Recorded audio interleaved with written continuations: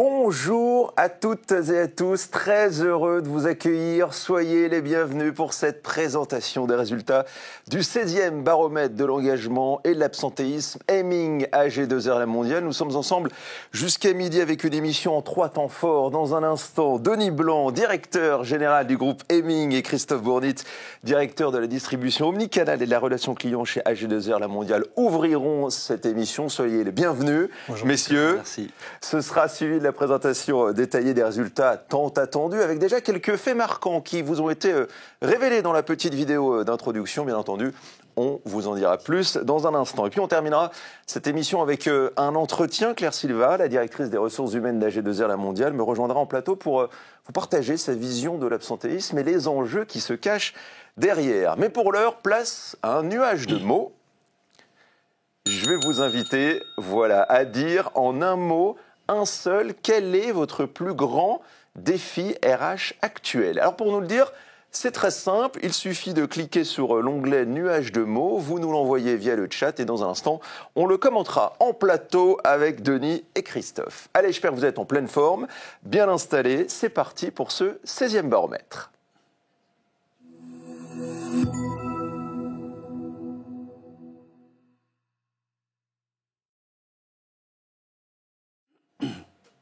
Et c'est donc avec vous, messieurs, que l'on ouvre cette émission et on va directement rentrer dans le vif du sujet. Avec vous, Denis, pour débuter, qu'est-ce qui caractérise finalement ce baromètre qui existe depuis 16 ans maintenant et surtout, quel en est le principal objectif ? Merci Nicolas, moi je suis très heureux de partager avec vous les découvertes de ce 16e baromètre. Ça fait longtemps maintenant que nos équipes étudient ce phénomène. Et il y a 16 ans, elles ont décidé de partager leurs connaissances pour vous permettre d'agir. Et ça leur a permis de constituer un benchmark national incomparable qui leur permette de mieux comprendre les tendances récentes.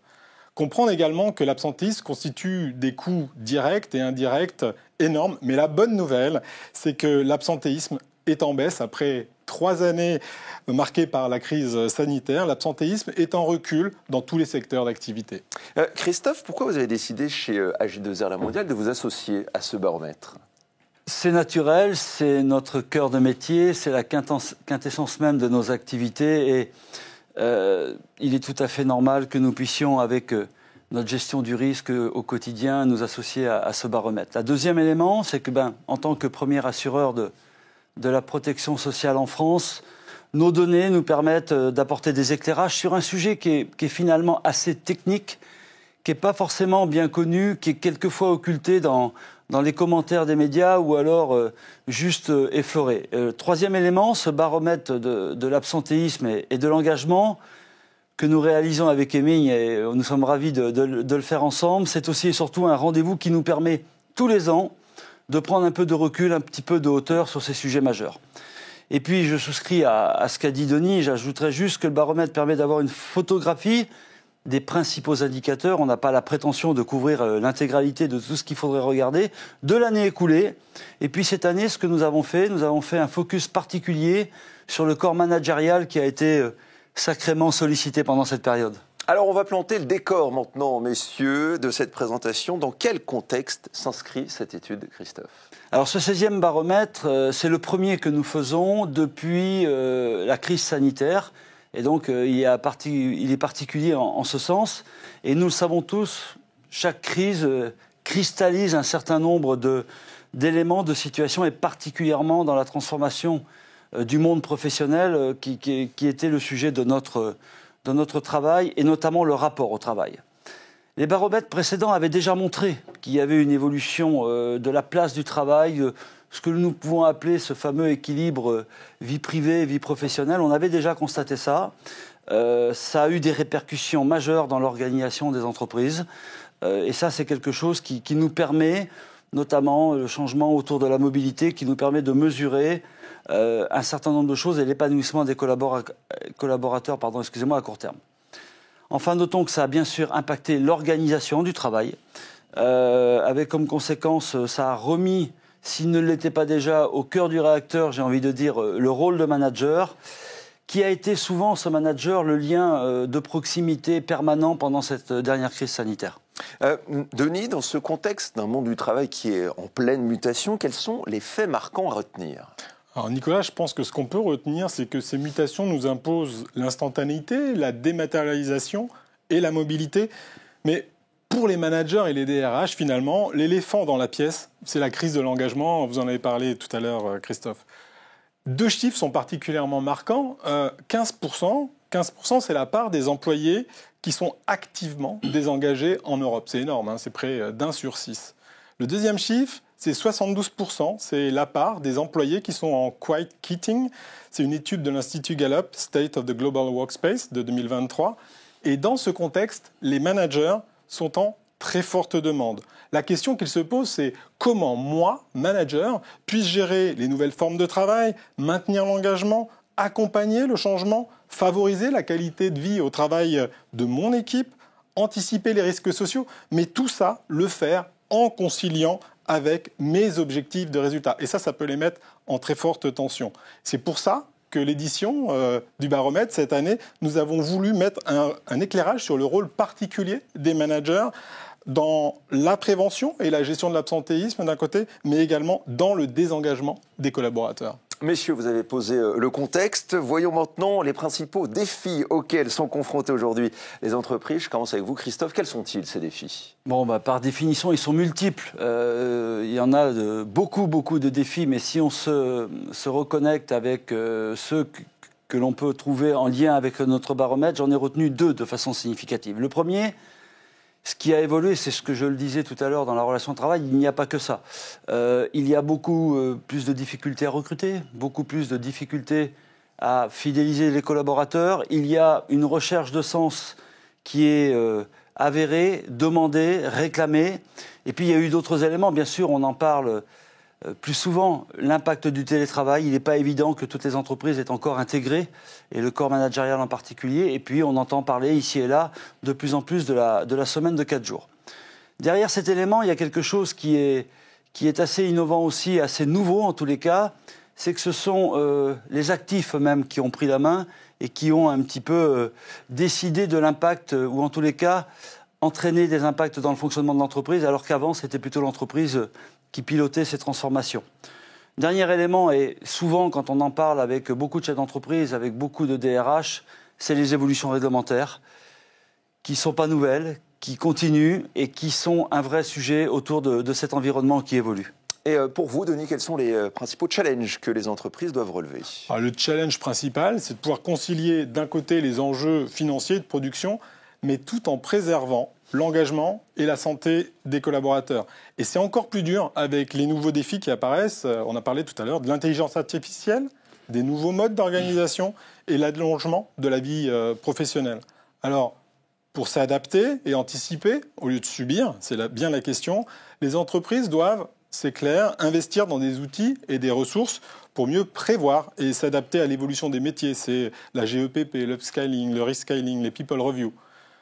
Investir dans des outils, c'est bien, mais honnêtement, ça ne sert à rien si ces outils n'aident pas les entreprises à relever le triple défi de l'individualisation pour les salariés, mais de l'efficacité pour le manager et pour les DRH. Ces outils donc, doivent être utiles au quotidien, et c'est très important, mais pour ces 3 acteurs. J'imagine que les managers sont au cœur de ces initiatives. Alors j'aime beaucoup votre terme, exactement, c'est au cœur. Donc les managers au cœur, à la fois, il nous faut, nous, comprendre leurs défis quotidiens pour les accompagner et les outiller efficacement.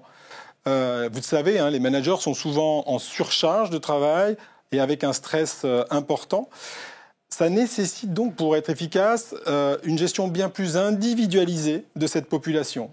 La question, c'est de bien comprendre leurs attentes. Finalement, un manager a besoin essentiellement de comprendre et de voir le sens de ses actions.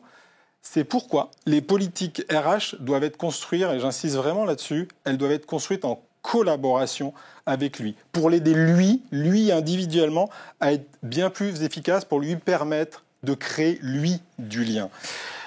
L'organisation doit donc prendre en compte l'individualisation, mais il faut aussi aider les managers à voir et à capter la richesse de cette individualisation. Non pas c'est la première réaction assez souvent comme une contrainte administrative supplémentaire avec du stress supplémentaire, mais comme un levier pour son collaborateur, pour son équipe, pour lui et pour l'organisation. Le but, c'est de l'aider, donc lui, à réussir par les outils, à réussir par la formation, à réussir par l'attention que l'on lui porte et à réussir par la création de communautés de managers pour qu'il trouve, lui, les solutions qui lui conviennent tout en étant en cohérence avec les objectifs de l'organisation. Christophe, comment les entreprises peuvent-elles s'approprier ce 16e baromètre ? Alors, je vais essayer de répondre à la question sans dévoiler les résultats du baromètre qui vous seront présentés juste après. Bon, de plusieurs façons. Premier élément, ça concerne tout le monde. Toutes les tailles d'entreprise, tous les secteurs d'activité, partout sur le territoire, il n'y a pas de spécificité, il n'y a pas de marqueur à tel ou tel endroit.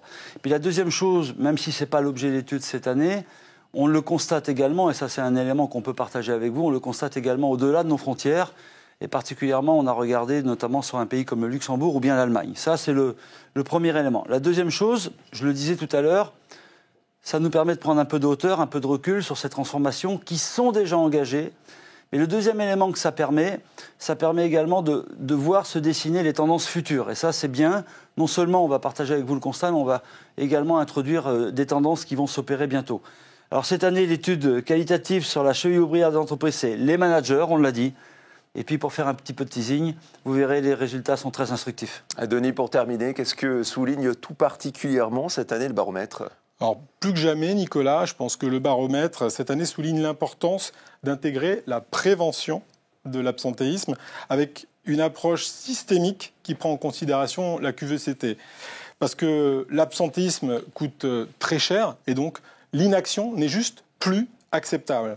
Le phénomène, on l'a dit, il est ancré depuis longtemps et il grève la performance des entreprises, mais il détériore aussi la santé et la santé mentale de leurs collaborateurs. Notre étude met aussi en évidence que l'organisation doit donc apporter la cohérence dans les objectifs opérationnels et financiers et les moyens et ressources mis à disposition. Être incohérent sur ce thème est juste jugé insupportable par les collaborateurs et les managers. Ça veut dire également qu'il ne suffit plus de demander aux managers de faire. Mais il est crucial, au contraire, d'évaluer l'évolution de l'environnement de travail, de reconnaître les défis auxquels il est confronté et surtout lui fournir à lui le soutien nécessaire pour accomplir efficacement ses missions.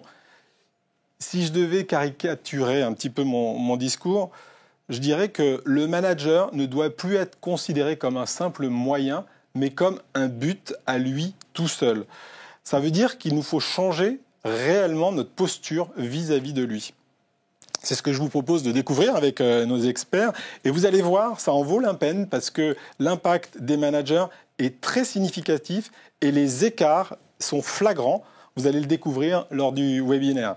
Alors, en synthèse, le baromètre souligne le caractère multifactoriel de l'absentéisme. Pour agir efficacement, il va donc falloir développer une vision claire, précise sur le sujet avec une stratégie cohérente en combinant l'ensemble des leviers. C'est tout l'objet de notre expertise. Et un mot, avant de découvrir les données nationales et les analyses de cette 16e édition, je souhaite saluer la belle collaboration des équipes avec notre partenaire AG2R Mondial. Merci beaucoup Denis, merci Christophe d'avoir ouvert cette émission. Avant de laisser la place à la présentation des résultats, on va prendre rapidement 30 secondes pour réagir au nuage de mots, le découvrir, il est sur les écrans. Il y a 3 mots-clés qui sont remontés par rapport à ce grand défi RH actuel. C'est la question que je vous posais en introduction. Les défis, engagement, fidélisation, recrutement. C'est les 3 principaux qui nous sont remontés ce matin. Denis, Christophe, une réaction rapide, un commentaire ? Écoutez, on en a parlé. Moi, je vais presque en lier 2, même s'il y en a beaucoup qui peuvent se lier. Recrutement et fidélisation, on en parlait tout à l'heure, c'est la difficulté à attirer dans les entreprises. Et on voit que les participants à notre webinaire le constatent également. Donc, je ne dirais pas que ça nous rassure par rapport à l'étude, mais on est d'accord. Et puis, fidélisation, puisque une fois qu'on a recruté, ce qui, encore une fois, n'est pas simple aujourd'hui, de fidéliser, en particulier les talents, mais pas que. Et je lis ces 2 mots et je ne suis pas du tout étonné d'avoir cet écho et cette restitution. Denis, écoutez, ça me fait très plaisir de voir ces mots parce que je retrouve ce qui a été dit tout à l'heure, en fait, c'est systémique et c'est lié. Donc, vous allez le découvrir. J'espère qu'on va vous apporter les solutions à ces mots. Et justement, il est temps de découvrir maintenant les chiffres clés nationaux de ce 16e baromètre et les analyses, bien entendu, de nos experts. C'est parti.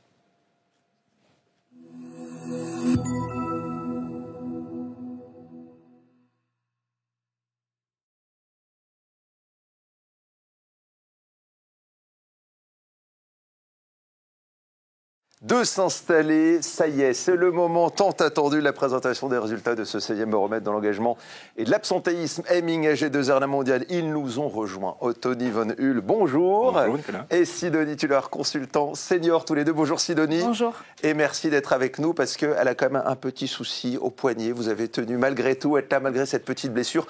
Et ça, c'est de l'engagement. Et ça, il fallait le souligner. Si vous avez des questions, vous qui nous suivez en ce moment, n'hésitez pas à nous les envoyer via le chat en cliquant sur l'onglet questions. On y répondra tout à l'heure en direct en plateau avec Sidonie et Anthony par rapport à tout ce qu'on va se dire pendant cette prochaine demi-heure.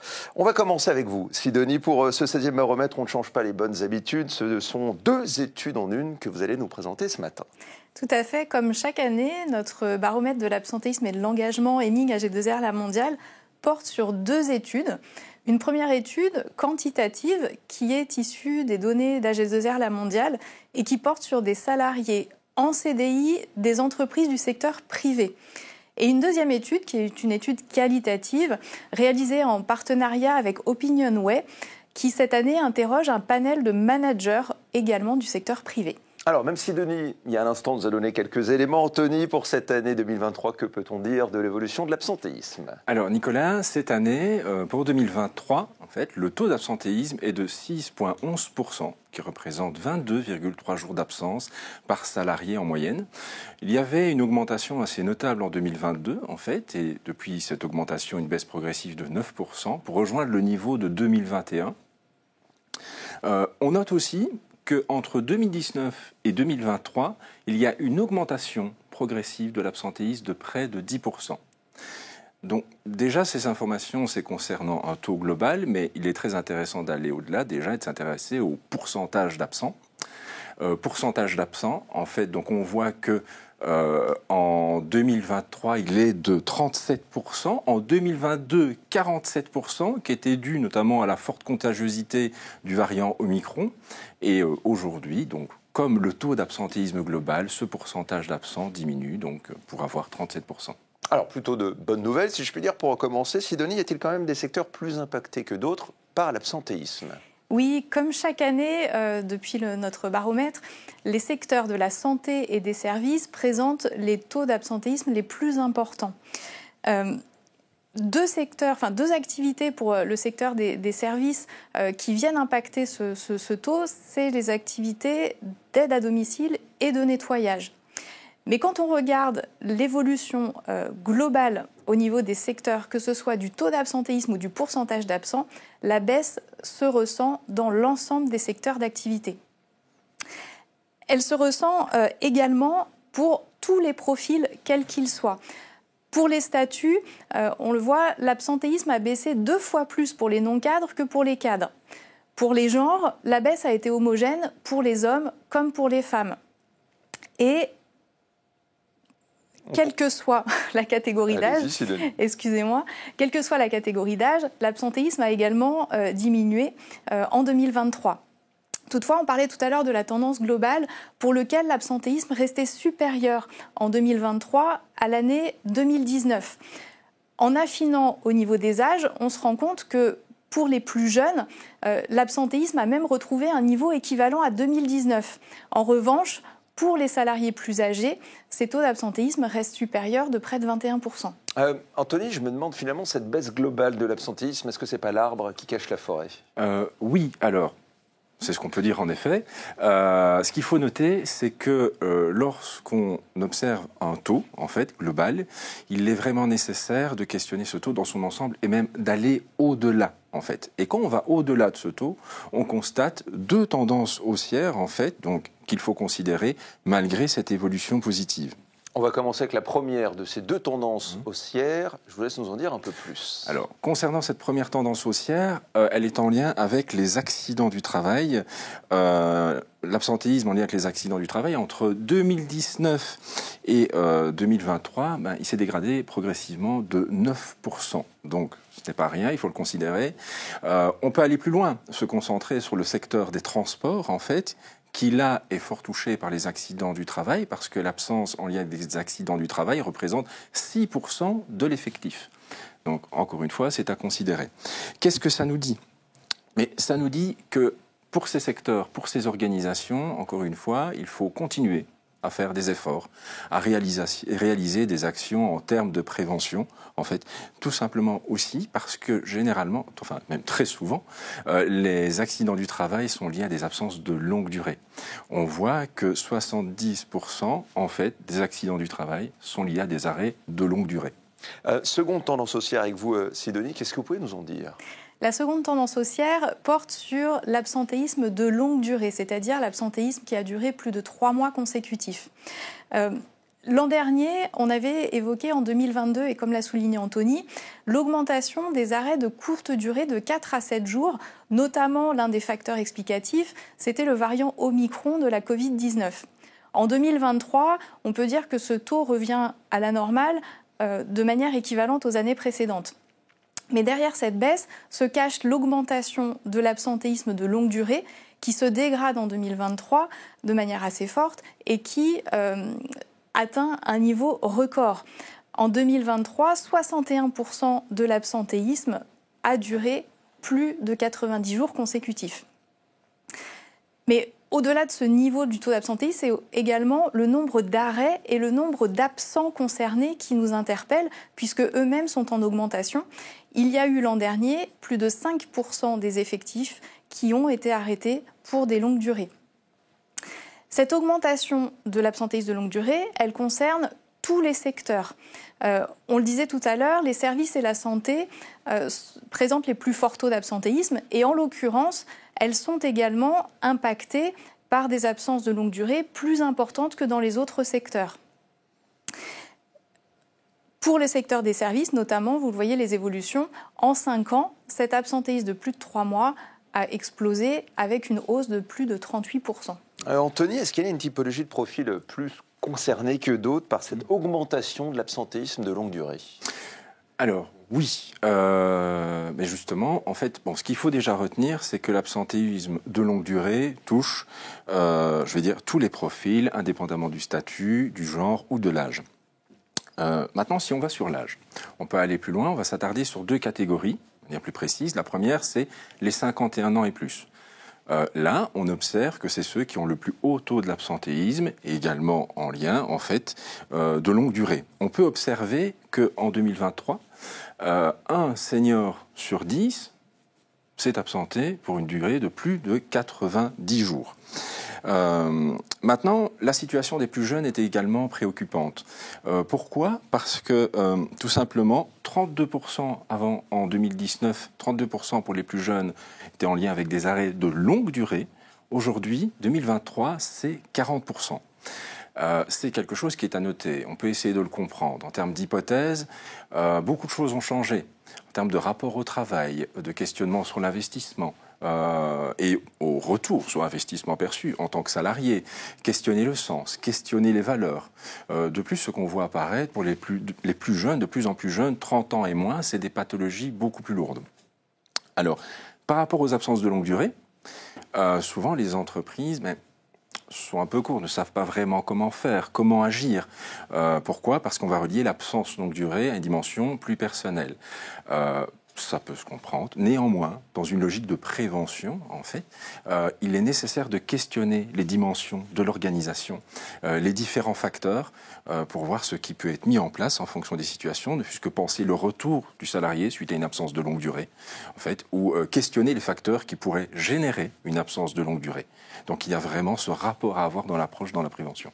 L'année dernière, Sidonie, vous nous aviez présenté un nouvel indicateur sur, ça s'appelait la polyabsence. Est-ce que vous pouvez rapidement nous dire ce qu'il recouvre et puis nous dire ce qu'il faut en retenir pour 2023 ? Alors, la polyabsence, elle recouvre les salariés qui ont connu au moins 3 arrêts dans l'année. En 2023, cette polyabsence a été moins marquée puisqu'une majorité des salariés ne s'est absenté qu'une seule fois.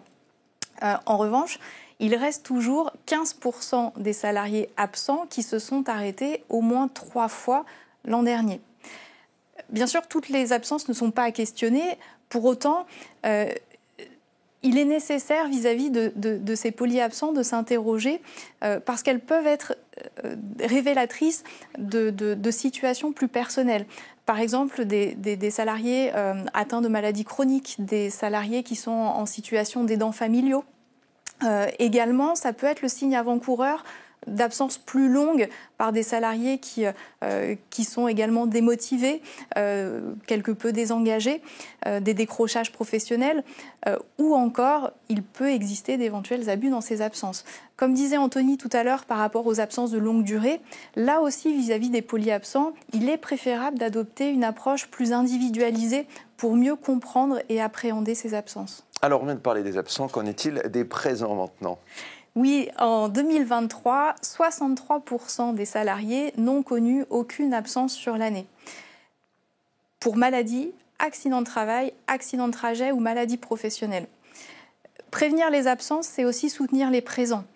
Ça nécessite du coup de s'interroger d'une part sur les impacts que les absences ont sur les présents, qui peuvent eux-mêmes être amenés à s'absenter par ce cercle vicieux dont on avait parlé une année, que l'absence engendre l'absence, et d'autre part à questionner aussi bien les facteurs qui génèrent de l'absence que les facteurs qui renforcent la présence. C'est en fait se poser la question, qu'est-ce qui ne va pas, mais aussi qu'est-ce qui va bien ? Alors on arrive au terme de la dimension quantitative de ce 16e baromètre. Qu'est-ce qu'il faut retenir des résultats, Anthony, que vous venez de nous présenter ? Alors, malgré la diminution, qui est une chose positive, en fait, en 2023 du taux global de l'absentéisme, il faut encore et toujours, en fait, s'inscrire dans un temps long dans la prévention. Donc c'est vraiment nécessaire. Pour pouvoir agir sur l'absentéisme, il faut le comprendre. Le comprendre, ça veut dire faire aller au-delà d'un taux. Et quand on s'inscrit dans cette démarche, qu'est-ce qu'on voit aujourd'hui ? On voit simplement 2 tendances haussières. Pour rappel, l'absentéisme en lien avec les accidents du travail et une augmentation de l'absentéisme pour longue durée, quel que soit le secteur ou les profils de salariés. Alors, avant de passer au volet qualitatif de ce 16e baromètre, on aimerait avoir votre avis, vous qui nous regardez en ce moment un peu partout en France. Voici un sondage. On vous pose une question. Avez-vous une démarche de gestion et de prévention des absences longues ? Pour y répondre, c'est vraiment très simple. Vous cliquez sur l'onglet sondage, voilà, et vous nous envoyez via le chat votre niveau, effectivement, vous répondez à ce sondage et dans quelques instants, on va ici en plateau le commenter avec Sidonie et Anthony. Alors en attendant vos réactions et le résultat de ce sondage qui va s'afficher dans quelques instants, la suite du programme après la présentation des résultats, Claire Silva, je vous le rappelle, directrice des ressources humaines, d'AG2R La Mondiale, se joindra à mes côtés en plateau et reviendra notamment sur tout ce qui s'est dit pendant cette présentation, mais également elle nous apportera sa vision de l'absentéisme, ce qui se cache derrière. On prendra un peu de hauteur. Ce sera un bel entretien, donc je vous invite vraiment à rester avec nous jusqu'au bout. Dans quelques secondes, je le disais, l'aspect qualitatif. On est en train de faire mouliner la machine parce qu'on me dit que vous êtes nombreux et nombreuses à nous suivre ce matin pour 16e baromètre. Donc déjà, c'est une excellente nouvelle. Nous ne sommes pas tout seuls dans ce studio face aux caméras. Vous êtes de l'autre côté sur vos écrans en ce moment et on vous remercie de nous suivre. Voici le sondage. Alors, c'est 32% des actions informelles, 25% ne mènent aucune action, 24% des actions formelles, et enfin, oui, une démarche structurée, ça c'est vraiment moins. Qu'est-ce que ça vous inspire, Anthony, ces résultats ? Alors, ça m'inspire une évidence, déjà, la nécessité de toujours s'inscrire dans une démarche et l'importance de la place d'avoir une démarche de prévention structurée. Aujourd'hui, les entreprises, et on va le développer par la suite, peuvent être dans l'urgence en fonction de ce qu'elles rencontrent. il peut avoir différents phénomènes conjoncturels qu'elles doivent affronter, dans une logique de productivité, j'entends, ce qui les amène à agir, mais néanmoins agir en mettant en place des actions informelles. Donc ça veut dire qu'il y a un besoin. Il y a une nécessité de faire. 32,75% réalisent des actions informelles. Donc, il y a un sujet. 16,96%, oui, ont une démarche structurée. Donc, ça veut dire qu'en termes de maturité sur le sujet, on arrivait à un cap. On a pu mettre en place, parce que le moment s'y prêtait, la maturité était là, les ressources étaient là, et on s'inscrit à partir de ce moment-là dans une démarche beaucoup plus longue. Donc ces résultats m'inspirent une volonté de faire, une reconnaissance du sujet. On est déjà en termes de maturité, on a avancé sur le sujet. Maintenant, encore une fois, il y a des situations où, dans 25,73%, aucune action, donc la nécessité de se questionner, d'accompagner dans une logique de production, de coûts, de fonctionnement, de dynamique humaine. Et enfin, 24,56% ont des actions formelles, ça veut dire penser structuré. Et l'étape d'après, c'est la démarche structurée de prévention. Le mouvement est en marche, si je résume, il reste encore des choses à faire. Allez, seconde partie de cette présentation. Tout de suite, on va s'intéresser maintenant à la place et au rôle du manager face à l'absentéisme. Anthony, quel est leur sentiment ? Alors, aujourd'hui, on observe que parmi les managers, quand on les rencontre, on les questionne, qu'ils n'ont pas toujours le sentiment de pouvoir agir en termes de prévention, d'autant qu'ils doivent faire face à leurs difficultés au quotidien par rapport à leur réalité de travail, ce qu'on leur demande de faire. C'est d'autant plus vrai que ces 4 dernières années, on voit que les organisations ont dû faire face à bon nombre de transformations, quelques-unes qui me viennent en tête et que je pense la plupart des personnes qui nous écoutent connaissent, le développement du télétravail qui s'est accéléré. Il n'y a pas si longtemps, on oublie vite, à mon avis par instinct de protection, mais c'est assez récent, le confinement, qui n'est pas si lointain. À partir du confinement, la récréation d'un collectif, donc quelques impacts organisationnels, comment je fais ? Comment je reprends la production ? Donc aujourd'hui, la fonction de manager est clairement questionnée. Comment le manager va-t-il faire face à ces situations tout en étant dans une dynamique complexe où il peut trouver de l'absentéisme élevé ? Alors cette année, dans le cadre de ce baromètre de l'engagement de l'absentéisme et de l'engagement, une étude qualitative a été réalisée auprès des managers du secteur privé. Pourquoi ? Pour essayer de comprendre en fait cet absentéisme, ses composantes multifactorielles, pour comprendre son fonctionnement, encore une fois, ce qui le caractérise, mais aussi pour aider les managers simplement à y faire face dans la réalisation de leur travail et pouvoir se positionner en tant qu'acteur et dans une logique de prévention. Alors justement, le travail des managers aujourd'hui, Sidonie, quelles sont les principales actions qu'ils mènent ? Oui, comme disait Anthony, avant d'intégrer les managers dans une démarche de prévention, il est nécessaire de s'intéresser à leur réalité de travail au quotidien. Les premières missions que citent les managers répondants, c'est d'organiser la charge de travail, de maintenir une équité au sein de leur équipe et de s'assurer de la qualité du travail rendu. Ce sont des missions qui attrait principalement à l'organisationnel et le côté humain. Mais ces missions, elles peuvent être influencées, perturbées par 3 composantes du travail. En premier lieu, la première complexité dans leur mission, ce sont les difficultés auxquelles ils doivent faire face tous les jours. Les premières citées, la surcharge de travail, le manque d'effectifs, la difficulté à motiver les salariés et la sursollicitation. Ces difficultés, ça impacte leur disponibilité et ça les place dans une situation d'urgence pour mener à bien leur mission quotidienne. Pour comprendre ces difficultés, les entreprises doivent permettre aux managers de s'exprimer, d'avoir un espace de parole. Et par exemple, certaines ont mis en place des cafés managers au cours desquels ils s'expriment sur leur quotidien, ils partagent leurs expériences. Ça permet vraiment de mieux appréhender comment ça se passe pour eux, pour mieux identifier des actions qui leur permettraient de les accompagner dans leurs tâches.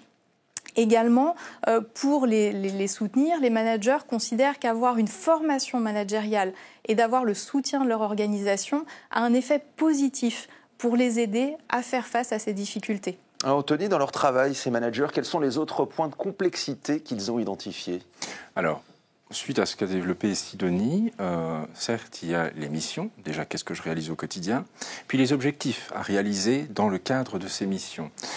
Par objectif, on entend ce qui va déterminer en fait la feuille de route du manager. Déjà, on note que la majorité des managers ont des objectifs. Par contre, certains n'en ont pas. Ou alors, pour d'autres, les objectifs ne sont pas clairement définis. Alors, c'est important parce que ces objectifs vont, encore une fois, générer un certain niveau de complexité. On va questionner les moyens mis en œuvre en rapport de ces objectifs qui vont influencer donc la réalisation de travail. Et qu'on va plus loin dans les objectifs, qu'on demande quel est l'objectif principal au manager que vous devez atteindre au quotidien, c'est souvent l'objectif financier. Alors, c'est logique, je vais dire, c'est normal. Maintenant, quel est cet objectif en rapport des autres objectifs? Si l'objectif financier est unique, quelle est la place qui va être donnée au rôle de la prévention, qui est en lien avec du management humain, faire fonctionner l'équipe aussi, que les gens soient présents. Si il y a plusieurs objectifs financiers et autres, on va questionner les moyens. Les moyens mis à disposition, en fait, pour réaliser des objectifs, dont la dynamique, la gestion de l'équipe en lien avec la prévention de l'absentéisme. Si les objectifs, encore une fois, plusieurs cas de figure, sont trop nombreux, on le sait, dans l'urgence, la dynamique d'une entreprise, d'une organisation, il peut avoir beaucoup de pression. Donc, qui dit nombre d'objectifs, dit priorisation. Priorisation veut dire automatiquement l'objectif financier. Ce qui est normal, ce qui est logique comme fonctionnement, mais ça met en évidence la nécessité de tenir compte de la réalité, de la complexité, et donc cette cohérence entre les objectifs, ce juste équilibre en fait entre les objectifs pour permettre au manager de réaliser son travail au quotidien. Alors, je viens de dire le mot cohérence. Cohérence ou incohérence en fait. Incohérence des objectifs fixés, et ça c'est le troisième niveau de complexité. Pourquoi? Parce qu'on observe que si les objectifs sont incohérents, ça va avoir un réel impact sur l'engagement du manager. On observe que le désengagement des managers va être directement corrélé en fait avec l'engagement, la présence au travail des managers. D'autant plus qu'on observe que le désengagement exprimé par les managers va être corrélé avec l'incohérence perçue au quotidien. Et plus loin que ça, si le manager juge ses objectifs comme incohérents, il y a beaucoup plus de chances, une plus grande probabilité en fait que celui-ci s'absente. Et le moins que l'on puisse dire, c'est qu'il est complexe d'être manager de nos jours. Forcément, toute cette complexité des missions, j'imagine que ça a un impact sur la santé. Quels effets ça a, Sidonie ? Il y a un impact sur la santé. 71% des managers s'estiment soumis à un stress important. Et les managers dans cette situation sont 2 fois plus nombreux à s'absenter que ceux qui ne se déclarent jamais ou rarement stressés. Donc, on le disait tout à l'heure, les managers perçoivent leur première difficulté comme étant la surcharge de travail. Or, les études montrent que cette surcharge de travail est le premier facteur de stress chez les actifs. Donc, les entreprises ont un enjeu à réfléchir sur cette gestion de la charge de travail.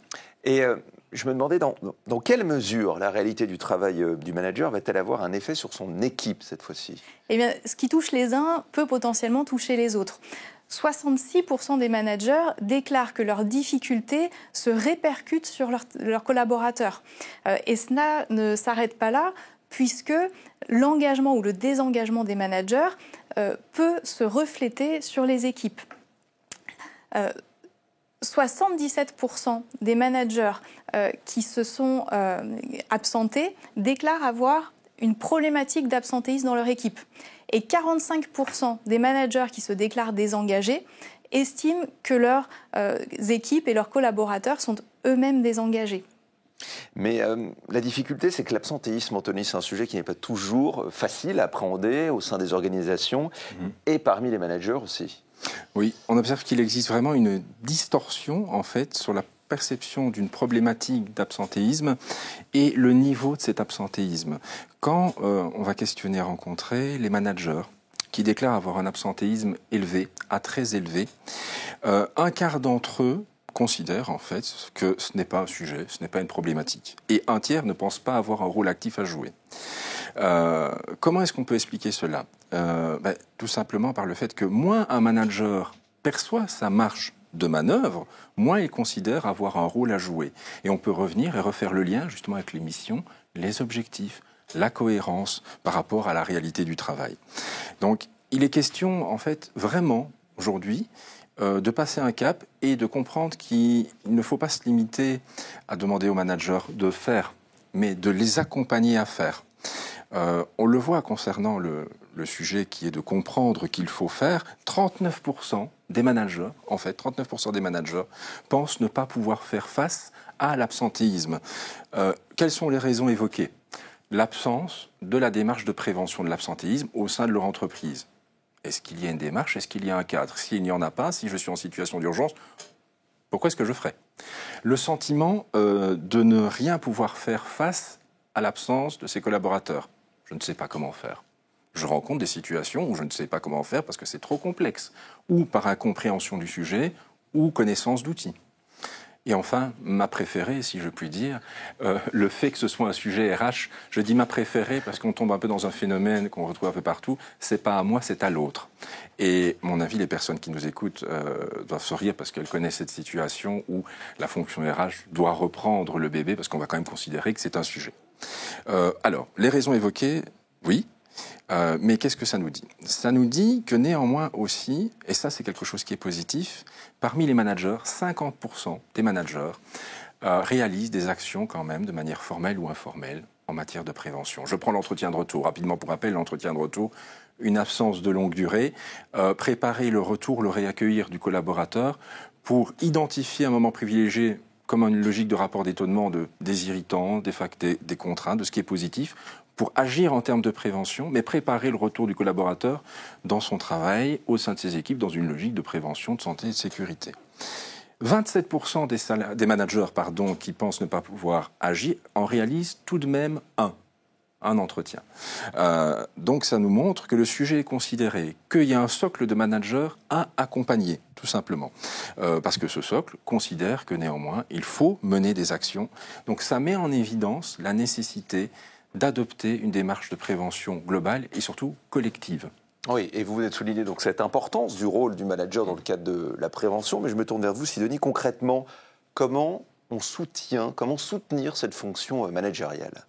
Déjà, en ne la négligeant pas au quotidien. Souvent, la fonction managériale, elle est relayée à la fonction au détriment du caractère humain du salarié que le manager est, avec ses besoins qui lui sont propres, qui lui sont spécifiques, et qu'il exprime majoritairement d'être écouté, concerté, d'avoir des objectifs clairs et d'avoir de la reconnaissance. Tout à l'heure, dans le nuage de mots, c'était l'un des défis, et les managers en sollicitent pour eux. Et en lien avec ces besoins, développer des compétences plus humaines qu'opérationnelles est attendu par les managers. Ce qu'ils plébiscitent comme thématique pour être formés, c'est d'une part la gestion de situations complexes. On peut parler de la gestion de conflits. On peut parler aussi de la réalisation d'entretiens avec des salariés au sujet de quelque chose d'anxiogène. Autre thématique abordée, c'est accompagner les équipes à développer leurs compétences. Mais c'est aussi permettre aux managers d'aider les salariés à identifier quelles sont les compétences qu'ils ont besoin de développer, notamment au travers d'entretiens professionnels. Comment former les managers à réaliser ces entretiens? Et on arrive déjà quasiment au terme, mais avant, Sidonie. Et effectivement, une dernière thématique que souhaitent aborder les managers, c'est le management des nouvelles générations. On parlait tout à l'heure de l'absentéisme en fonction des catégories d'âge. C'est aussi comment manager une équipe qui est multigénérationnelle. Et ces thématiques, elles sont d'autant plus importantes qu'elles vont aider le manager non seulement à manager son équipe, mais aussi à prévenir l'absence de ses collaborateurs. Merci beaucoup d'avoir souligné ce dernier point. Donc, je le disais, on arrive au terme déjà de la présentation de ces résultats du 16e baromètre de l'engagement et de l'absentéisme Hemming à G2R La Mondiale. Mais surtout, ne coupez pas la connexion, restez bien avec nous. Dans un instant, on va répondre à vos questions que vous nous avez envoyées. Surtout, Claire Silva, après, nous rejoindra, la directrice des ressources humaines de G2R La Mondiale, pour nous apporter sa vision sur ce sujet de l'absentéisme ô combien d'importance. Mais avant, Anthony, pour conclure, quels sont les enseignements à retenir pour cette nouvelle édition ? Cette nouvelle édition met vraiment en évidence l'importance du manager, première ligne de prévention au quotidien. En fait, pour pouvoir agir en termes de prévention sur l'absentéisme des salariés, des collaborateurs, il est vraiment nécessaire de considérer ce rôle qui est central pour l'aider simplement à faire face à ces difficultés, pour lui permettre d'agir. Si on se pose la question suivante, qui est comment réduire l'absentéisme des collaborateurs si le manager est lui-même en difficulté? De surcroît, si celui-ci est peu ou pas accompagné. Une sorte un peu logique de mission impossible à laquelle on va tenter de faire face d'une certaine façon ou d'une autre. Donc c'est seulement à partir de ce moment-là, de cette considération en fait, de cet élément clé à accompagner, qu'on pourra agir en termes de prévention, accompagner le manager dans sa réalité au quotidien et directement et indirectement, par effet rebond, agir sur la prévention des collaborateurs. Merci beaucoup Anthony, merci Sidonie. Vous restez évidemment au plateau avec moi. C'est parti pour notre séance de questions-réponses. Vous nous les avez envoyées via l'onglet questions. Sachez que pour des questions de timing, on a reçu beaucoup de questions, mais on ne pourra pas toutes les traiter. On va essayer d'y répondre un maximum avec tout d'abord cette première question qui à la fois va s'afficher sans doute sur vos écrans et moi je l'ai en direct sur ma tablette. La question numéro 1, la voici. Au niveau national, le burn-out a quasiment triplé en 3 ans. Il s'agit peut-être d'une raison pour l'absentéisme supérieur à 90 jours qui reste élevé. Cette première question, Sidonie, Anthony, qui souhaite... Je veux bien. Allez-y, allez pour vous. Je veux bien. Oui et non. Une réponse très neutre. Je vais faire la Suisse. C'est-à-dire que, en fait, oui, le burn-out est quelque chose qui est à considérer parce qu'une composante très impactante, destructrice, sérieuse, importante, surtout qu'il faut apporter toute la gravité, ça veut dire qu'une personne est déconstruite physiquement, est incapable de se reconstruire psychiquement. Elle doit d'abord passer par une reconstruction physique. On a atteint vraiment un cap assez haut, assez élevé. Mais on ne peut pas tout mettre sur le lien du burn-out. Pourquoi ? Parce que ça va illustrer simplement peut-être la difficulté à sortir des composantes personnelles pour pouvoir agir dans une logique de prévention, comme on le disait tout à l'heure, et dans une logique de fourre-tout aussi, qui va questionner notre capacité à reconsidérer le problème. La première façon d'agir sur un problème, c'est reconnaître qu'on a un problème. Donc, à dépasser l'explication unique, j'ai envie de vous dire, le burn-out, oui, mais peut-être que c'est un épuisement qui est différent du burn-out. Peut-être que c'est un stade de vie où la personne, pour des raisons personnelles ou en lien avec son travail, fait qu'elle ne peut pas, pour l'instant, indépendamment d'une situation de difficulté physique ou de déconstruction psychique. On revient au même sujet, en fait, dans une logique de prévention globale, questionner, et c'est ce que nous demande la prévention et la logique de l'obligation de santé et sécurité, vérifier s'il y a des facteurs au sein de l'organisation qui vont avoir une influence directe et indirecte sur le salarié dans sa motivation et son engagement. Et la plus-value automatique, c'est la présence, la réalisation, la production et le retour sur investissement. Donc méfions-nous, même si le burn-out est un sujet qu'il ne faut pas du tout négliger, des explications uniques. On va prendre une deuxième question tout de suite. La voici. Pourquoi ne pas isoler les absences de longue durée dans le calcul du taux d'absentéisme ? Comme ça, d'instinct, je pense que c'est plutôt vous, Sidonie, sur le côté quanti. Oui. Alors, pourquoi ne pas les exclure ? Alors, ça rejoint ce que disait Anthony à l'instant. C'est que l'absence, elle est multifactorielle. Il y a différentes explications. Et les isoler, ce serait un petit peu les ignorer. Ce serait ne s'intéresser qu'aux absences courtes. Donc, ne pas prendre la thématique dans son ensemble. C'est pour ça qu'on peut avoir un taux d'absentéisme global pour avoir cette vision globale de ce que représente l'absentéisme dans l'entreprise. Et si vraiment on cherche à faire un focus, c'est faire un focus sur les absences courtes et sur les absences longues. Mais aussi, avoir un taux, ça permet toujours de se questionner. Qu'est-ce qui peut générer ces absences longues dans l'entreprise ? Et peut-être que les absences courtes sont, comme je disais tout à l'heure sur les polyabsents, des signes avant-coureurs d'absences plus longues. Donc c'est pour ça que les isoler, oui, les exclure, non.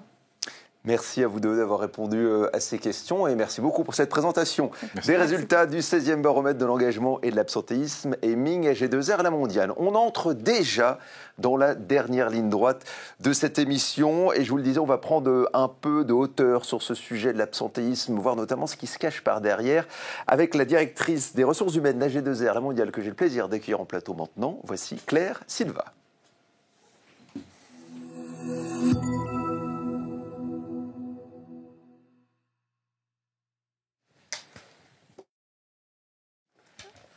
Bonjour Claire, soyez la bienvenue. Merci de m'accueillir. Bonjour Nicolas, bonjour à toutes et tous. Merci à vous donc d'avoir pris du temps dans votre emploi du temps justement pour être avec nous ce matin. Vous allez nous partager vos réflexions, votre regard en tant que DRH sur ce sujet de l'absentéisme. Au-delà des indicateurs, de l'aspect chiffré purement quantitatif, comment faut-il l'appréhender selon vous ce sujet ? Alors l'absentéisme depuis de nombreuses années, c'est pas nouveau, c'est un espèce de serpent de mer, en particulier pour nous les DRH, pour vous toutes et tous, très probablement qui nous écoutez, qui nous regardez. Moi je pense que déjà il faut se réjouir du fait que les taux d'absentéisme qu'on partage à travers ce 16e baromètre sont en baisse et qu'on retrouve des taux comparables à la période pré-Covid. Et on a à peine eu le temps de se réjouir que pour autant, on se dit que ça reste un sujet de très grande préoccupation et que ça reste un sujet, un enjeu collectif pour nos entreprises parce qu'on le voit bien que ce sujet de l'absentéisme, désormais, il touche de façon continue, d'année en année, toutes les tranches d'âge, y compris les tranches d'âge les plus jeunes. Moi, ce qui m'interroge, c'est que je ne suis pas certaine que quand on compare en se disant on revient à des taux d'absentéisme pré-Covid, je ne suis pas certaine que les sous-jacents de cet absentéisme d'il y a 5-6 ans et de cet absentéisme qui certes revient dans les mêmes proportions aujourd'hui, je ne suis pas certaine que ces sous-jacents soient les mêmes. Parce que dans cette période, on va dire de 4-5 ans qu'on a vécu, il y a eu beaucoup de choses qui ont changé, il y a eu beaucoup de bouleversements. On l'a cité à travers les intervenants juste avant moi, la mise en œuvre du télétravail, qui a été un peu accélérée d'ailleurs par le confinement.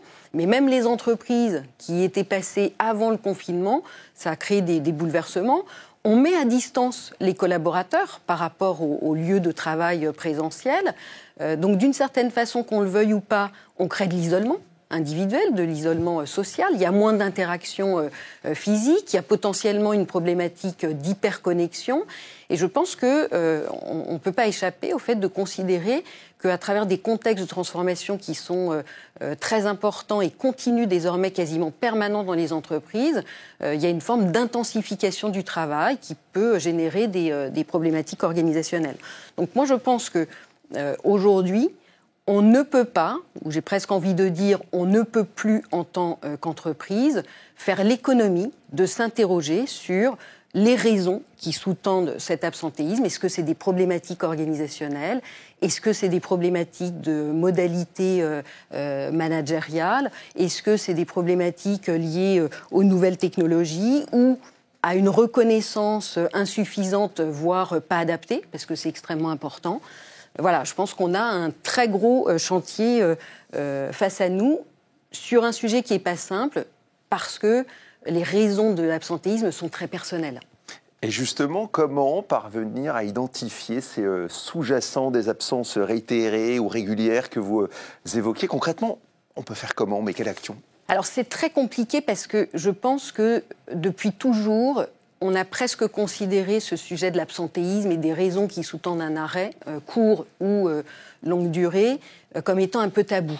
C'est personnel, le collaborateur doit envoyer de façon administrative les éléments qui permettent de justifier de son absence, mais indépendamment de ça, on ne va pas s'autoriser en tant qu'employeur, en tant que manager, à poser la question aux collaborateurs des raisons qui font et que la personne s'est absentée. Ça va se faire de façon un peu naturelle, souvent pour les arrêts de longue durée dont on parlait tout à l'heure, parce que presque de façon assez naturelle, le collaborateur va partager avec son management de proximité le fait que soit il est malheureusement confronté à une pathologie très lourde qui l'éloigne de l'emploi, soit un burn-out ou un épuisement professionnel. Donc là, on va pouvoir effectivement échanger et mettre en place justement des dispositifs d'accompagnement au moment du retour. En revanche, pour tous les arrêts courts, on ne parle pas autour de ce sujet. Donc nous, chez AG2R Mondial, en fait, dans le cadre de la signature très récente d'accords sur la qualité de vie et des conditions de travail, on a décidé de s'attaquer au sujet parce qu'en fait, avec les partenaires sociaux, les organisations syndicales, on a partagé le constat qu'on ne peut plus juste regarder le train de l'absentéisme qui passe sans rien faire. Et donc, on va s'engager dans des expérimentations qu'on est en train de définir. Ça va passer par 2 axes. Un axe individuel, un axe collectif. L'axe individuel, c'est de s'autoriser à proposer aux collaborateurs, par exemple un collaborateur qui aurait eu sur une période de 6 ou de 12 mois plusieurs arrêts de travail de courte durée, on va s'autoriser à lui proposer un entretien qui sera évidemment cadré au sens éthique, déontologique du terme, pour lui poser la question de savoir ce qui a justifié son arrêt. L'objectif, c'est pas de connaître sa vie, c'est que simplement, nous, on a besoin de savoir si son arrêt ou ses arrêts de travail successifs sont liés à l'entreprise. Est-ce que c'est nous, entreprises, qui sommes la cause, soit d'un point de vue organisationnel, soit d'un point de vue d'ambiance de travail, soit d'un point de vue de modalité managériale. Ça, c'est individuel. Évidemment, le collaborateur, il est libre d'accepter ou pas. Et puis, dans une approche plus collective, il faut qu'on suive certains indicateurs, au-delà des indicateurs du baromètre, se dire, bon, si j'ai une équipe qui est composée de 50 personnes, je dois recruter pour staffer tous les postes. Dès lors que j'ai recruté et que tous mes postes sont staffés, si j'ai 50% de l'effectif qui est absent, j'ai beau avoir carton plein en termes de recrutement, j'ai quand même une force productive qui est qu'à moitié. Et donc, en effet, comme vos experts le disaient tout à l'heure, la charge de travail des absents se reporte sur ceux qui restent présents et on a ce risque d'effondrement du service par épuisement successif des uns et des autres qui reprennent le travail des autres. Donc là, je pense qu'il faut se fixer, en tout cas c'est ce qu'on va faire chez AG2R Mondial, se fixer un seuil en dessous duquel on va se dire là, on entreprend un examen objectif de la situation avec l'équipe pour essayer de comprendre ce qui conduit à cette multiplicité d'absences au sein d'un collectif identifié.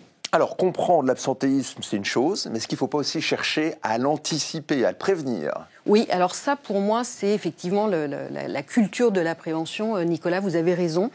C'est une nécessité absolue et je pense que l'un des leviers majeurs pour combattre dès maintenant et dans les années qui viennent l'absentéisme, ça va être de privilégier le développement d'une véritable culture de la prévention, avec un renforcement drastique de la prévention primaire des risques psychosociaux. On l'a bien vu dans tout ce qu'on a partagé, la question de la santé mentale est prégnante et je pense que ça va se poursuivre dans les années qui viennent. Améliorer tout ce qu'on peut dans les conditions de travail, ça permet de contribuer à la prévention. Et puis s'interroger de façon continue sur les modes de management et d'animation des collectifs, parce que ça va contribuer en fait à cette prévention pour aller détecter ce que j'appelle moi en tant que DRH, certainement vous toutes et tous qui nous regardez aussi, les signaux faibles à très faibles, qui sont tellement faibles qu'on ne les voit pas, qu'on ne les entend pas, et que c'est après coup qu'on se dit « Ah bah oui, mais là c'est vrai, on aurait dû identifier qu'il y avait un souci ».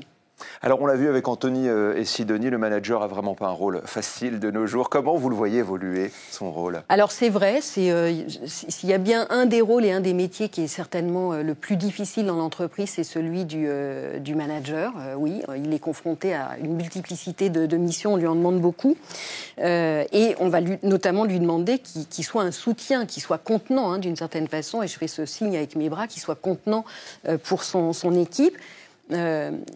Ce qu'il faut faire pour les managers, c'est les former, les sensibiliser à cette question des risques psychosociaux et des questions de l'absentéisme. Pour qu'ils s'occupent de leur équipe, mais aussi pour eux-mêmes. Parce qu'on l'a vu à travers cette enquête qualitative très très intéressante cette année sur le management, un manager qui va être fatigué, qui va être en usure professionnelle, de façon assez logique, j'ai envie de dire, en effet miroir, son équipe va plutôt suivre cette tendance qui n'est pas très vertueuse, parce qu'ils vont voir un manager qui n'est pas en capacité de donner de l'énergie, d'impulser une dynamique, de les embarquer. Donc on doit, nous aussi en tant qu'employeurs et DRH, prendre extrêmement soin de nos lignes managériales, nous assurer que tous les dispositifs qu'on met en place vont être suffisamment en soutien d'eux-mêmes, pour que les managers puissent, de leur côté, également soutenir et accompagner leur équipe. Vous savez, Nicolas, il y a ce bon vieux principe qu'on connaît tous, qui dit qu'on ne peut pas bien s'occuper des autres, On ne peut pas bien prendre soin des autres si on ne commence pas par prendre soin et s'occuper bien de soi-même. Et c'est sur cette phrase qu'on va conclure cette émission. Merci beaucoup Claire Silva d'avoir été en plateau avec nous, de nous avoir apporté votre regard sur ce sujet de l'absentéisme, avec encore, on le voyait, du travail à fournir dans les entreprises. On vous avait promis de terminer à midi, ça tombe bien, il est midi tout pile. On arrive au terme de la présentation des résultats de ce 16e baromètre de l'engagement et de l'absentéisme Aiming AG2R La Mondiale. Dans un instant, vous pourrez d'ailleurs télécharger l'ensemble des résultats en PDF via la page qui va s'afficher juste après le live. Vous recevrez aussi une enquête de satisfaction par email. N'hésitez surtout pas à nous dire ce que vous avez pensé de cette émission. On a besoin de vos feedbacks. Je terminerai en remerciant chaleureusement les équipes d'Aiming, d'AG2R La Mondiale pour la préparation, le bon déroulement de cette émission. Merci à vous de nous avoir suivis. Et enfin, merci aux équipes techniques du studio Lavoisier à Paris où nous étions en direct ce matin. Passez une excellente journée. Comme il est midi, je vous souhaite surtout un très très bon appétit. À bientôt. Au revoir.